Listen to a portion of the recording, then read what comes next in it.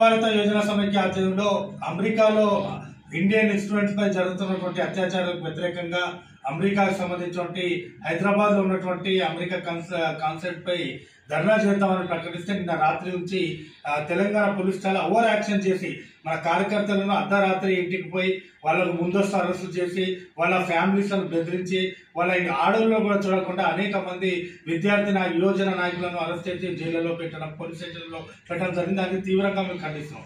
ఈరోజు ఒకటి అర్థమైతే లేదు. ఈరోజు అమెరికా సామ్రాజ్యవాదం, అదేవిధంగా అమెరికా ఇంపీరియలిజం ప్రతి దేశంలో ఇంటర్ఫైర్ అవుతుంది. భారతదేశంలో అయితే మాత్రం ఈరోజు భారతదేశ ప్రభుత్వం పనిచేస్తలేదు, ట్రంపే పనిచేసేలేక అవపడుతుంది.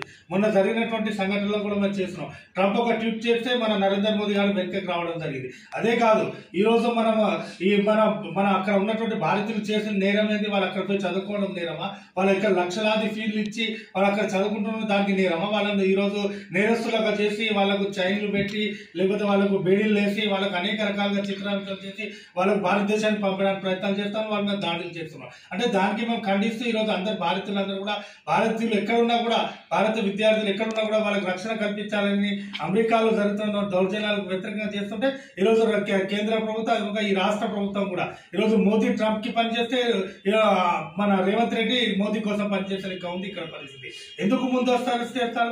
ధర్నా చేసే హక్కు లేదా ప్రజాస్వామ్యంలో? ఈరోజు మా పార్టీ ఆఫీస్ లో, ఈ రోజు ఏఐటీసీ ఆఫీస్ ఇక్కడ నారాయణ రోడ్ నడి రోడ్ మీద ఉంది. ఇక్కడ మనం ఉంటే ఇక్కడ ఉంటే అర్ధరాత్రి నుంచి పోలీసులు చుట్టుముట్టి ఈరోజు లోపలికి వచ్చి అనేక రకాలుగా చిత్రించడానికి ప్రయత్నాలు చేశారు. అంటే ఈరోజు మీరు ఏం చేయాలనుకుంటారు? ఇది ప్రజాస్వామ్య దేశమా లేకపోతే పోలీసు వాళ్ళ రాజ్యమా?